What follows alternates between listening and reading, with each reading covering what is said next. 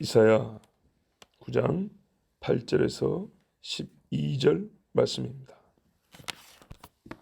주께서 야곱에게 말씀을 보내시며 그것을 이스라엘에게 임하게 하셨은즉 모든 백성 곧 에브라임과 사마리아 주민이 알 것이오늘 그들이 교만하고 완악한 마음으로 말하기를 벽돌이 무너졌으나 우리는 다듬은 돌로 쌓고 뽕나무들이 찍혔으나 우리는 백향목으로 그것을 대신하리라 하는도다.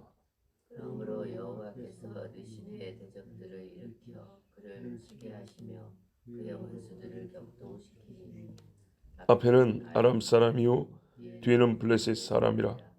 그들이 모두 입을 벌려 이스라엘을 삼키리라. 그럴지라도 여호와의 진노가 돌아서지 아니하며 그의 손이 여전히 펴져 있으리라. 아멘.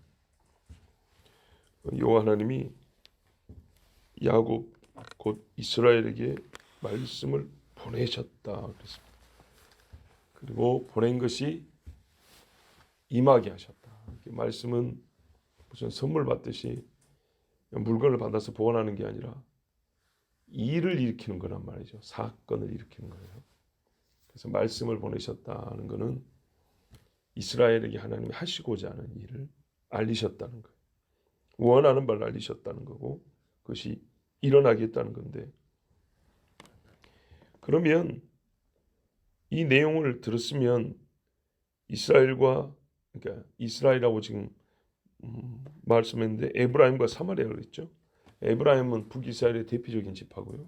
사마리아는 수도를 얘기하죠. 그러니까는 이스라엘 사람들이 들었으면 하나님의 말씀을 다 알 것인데, 하나님이 무슨 말씀을 주셨고 어떻게 할 것이라는 것을 다 알 텐데 교만하고 완악한 마음으로, 이게 문제입니다.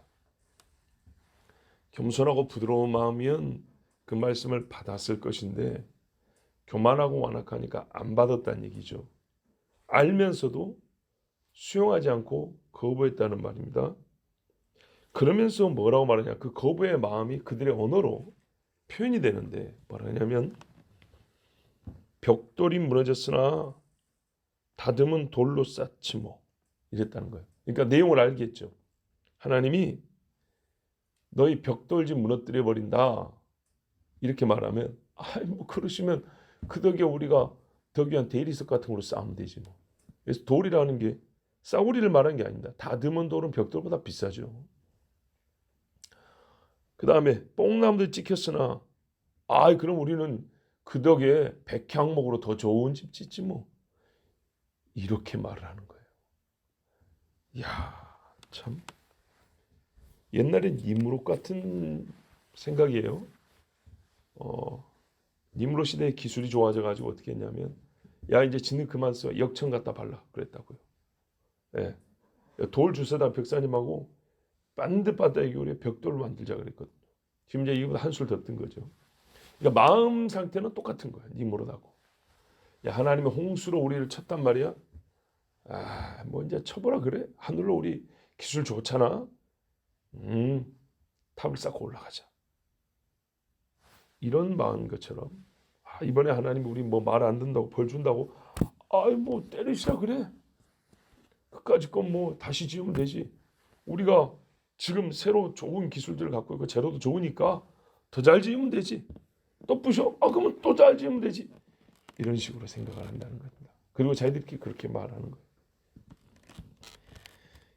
이 정도까지만 안 갔어도, 그러니까는 니느웨를 보시면 니느웨 사람들이 하나님을 아는 지식에 뭐 충만했거나 뭐랄까요, 대단한 뭐 율법의 백성이 되었거나 그러진 않았어요. 그냥 잠시 회개의 외양만 갖췄을 뿐이에요. 그런데도 하나님이 참 많이 봐주시거든요. 근데 이 백성은 이스라엘이라고 하면서도 하나님을 정면으로 받아버렸어요. 그러니까 하나님이 어떻게 했냐, 그래? 다듬은 돌로 쌓을 수 있을까? 그 백향목이란 게 너희들에게 남아있기라도 할 것 같냐? 하나님이 얼마나 무서운지를 몰라요. 어떻게 하나님이 자기들을 때리실지를 몰라요. 하나님의 이제 하실 일이에요. 그러므로 여호와께서 르신의 대적들을 일으켜. 르신은 아람의 왕입니다. 아람 왕의 대적들을 일으켜 그를 치게 하시며 이스라엘을 치게 하시고 그의 원수들을 격동시키시리니 이스라엘의 원수라고 하는 자들을 막 마음을 분노하고 흥분케 해서 이스라엘을 치게 한다는 겁니다. 왜 여기 아람의 대적이라고 말을 하냐?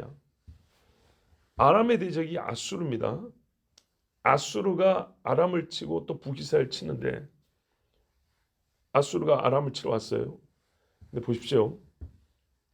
당대의 힘의 구도로 보면 아람이 더 세고 이스라엘이 그 다음이고 유다가 그 다음이에요. 유다가 20파밖에 안 되니까 힘이 약하죠. 군사수 모으면 북이스라엘에 뭐 몇 분지 1밖에 안 돼요. 항상. 땅도 황폐란다. 메마른 데가 많고 산지가 많고.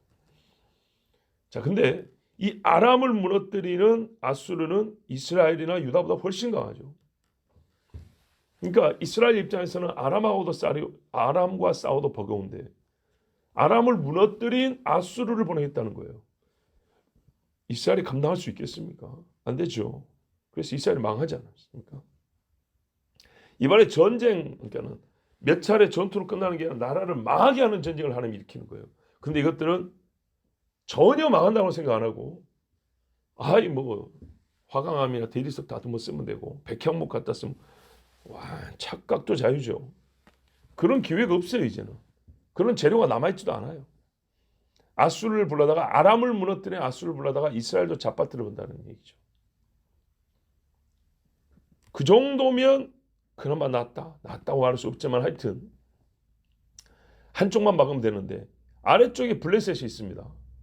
블레셋이 대개 어디를 치냐면 유다를 치는데 왜? 유다 옆에 붙어 있으니까요. 유다 지파 옆에 단이 있어요. 단 지파 옆에 블레셋이 있어요. 블레셋은 유다와 단과 접경지대예요. 또 위쪽으로 에브라임과 붙어 있고. 근데 이 블레셋이 보통 다윗 지파, 유다 지파를 치는데 이제 어떻게 방향을 둔다고요? 순전히 북쪽을 향해서 친다는 얘기입니다. 그러니까 아람이 북에서 내려오지 블레셋이 밑에서 올라오지. 자, 그 말씀이 12절이에요. 앞에는 아람 사람이요 뒤에는 블레셋 사람이라. 그들이 모두 입을 벌려 이스라엘을 삼키리라. 삼키려고 오리라가 아니고 그건 막으면 되잖아요. 삼키리라고 결론을 내버렸어요. 너 이번에 못 막는다. 삼켜지는 거니까 씹혀 먹히는 거죠. 끝난다 그 말입니다. 우리가 그래서 항상 하나님이 정한 때를 모르기 때문에 주어진 그 때를 잘 활용해야 된다고 그랬어요. 이게 처음이 될지 마지막이 될지 처음이자 마지막인 사람도 있고 100번 중에 처음인 사람이 있고 2번 중에 2번째일 수도 있는 거예요. 하나님이 몇 번의 기회를 줄 줄 몰라요. 참 우리 인간으로서 이해하기 힘든 게 뭐냐면 야곱을 선택하실 때 이유가 없어요. 인간 면에서는 이유가 없다니까요. 에서를 버릴 때 하나님 앞에 우리가 그 이유를 솔직히 찾기가 어려워요. 그냥 내가 사랑할 자를 사랑하고 미워할 자를 미워했다 그랬어요. 그런데도 하나님은 공의롭다는 우리가 또 믿어야 되는 거예요. 이 인간으로서는 정말 이 해법이 없는 하나님의 생각입니다.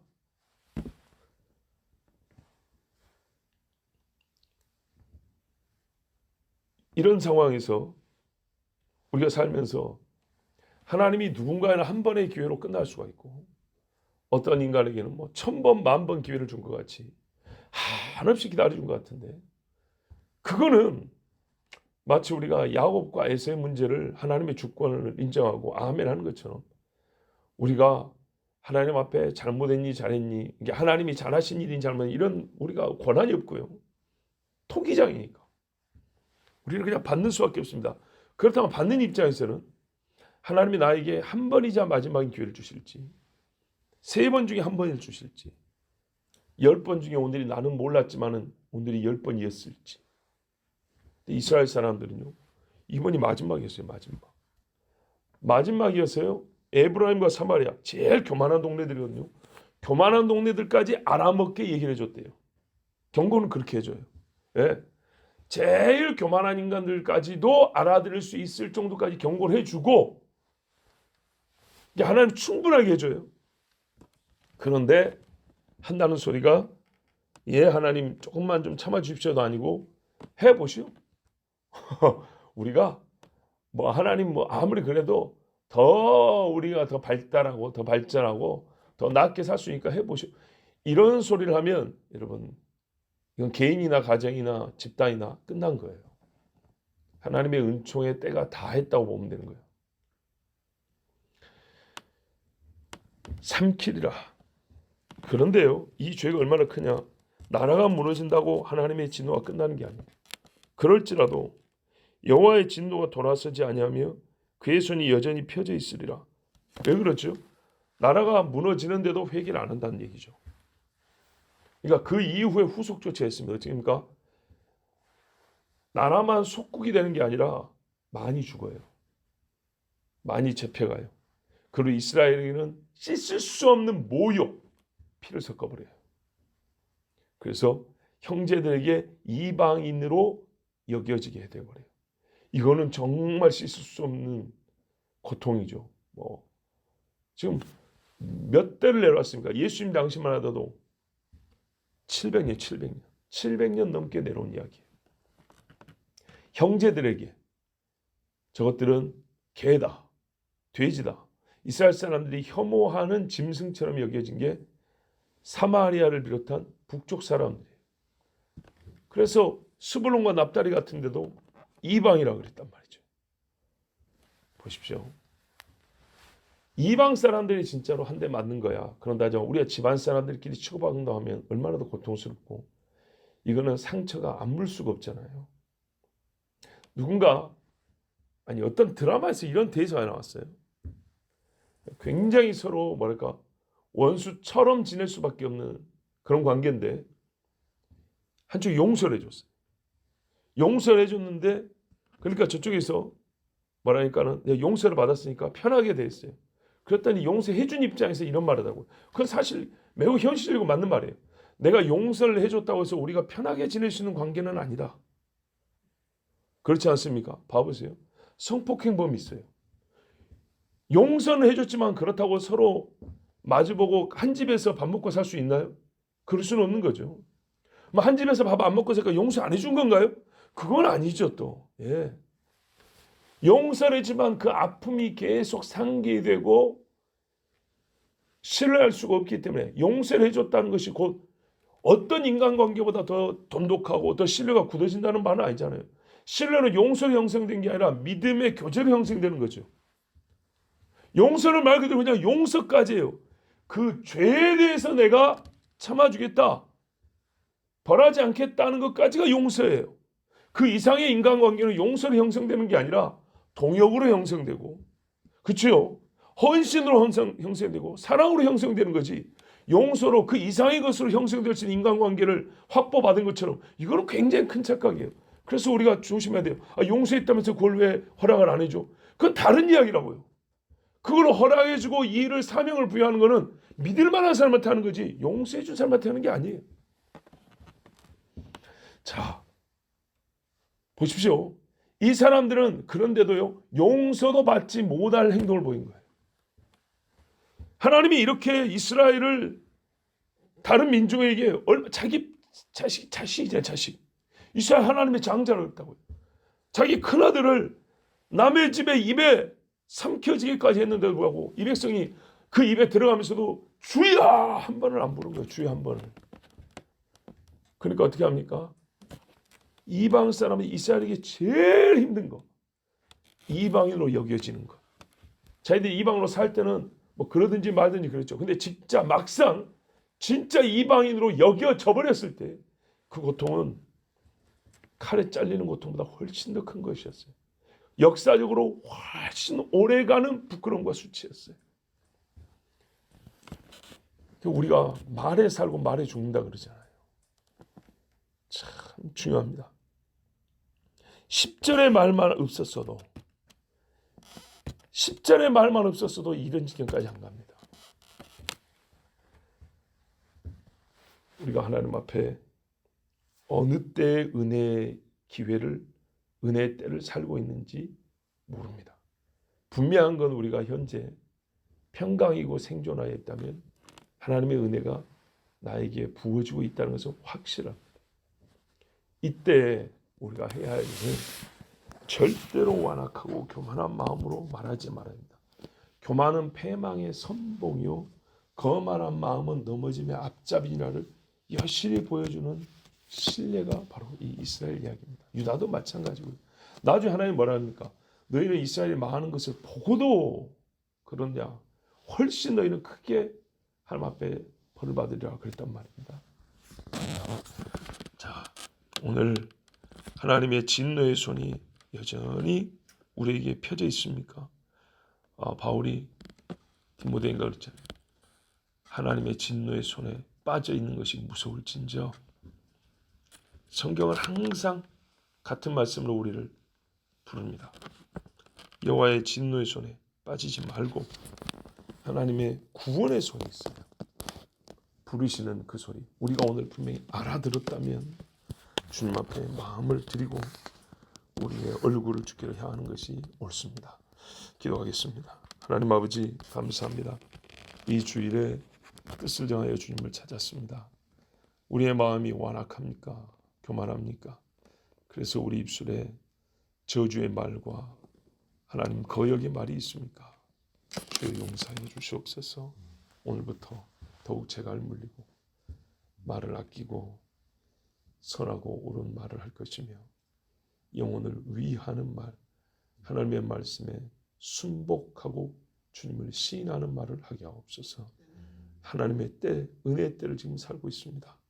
오늘을 허비하지 않게 하시고 오늘을 허무한 데 굴복시키지 말게 하시고 영원히 기억하시는 하나님 앞에 영원한 상급을 받을 날로 오늘 하루를 살게 하옵소서.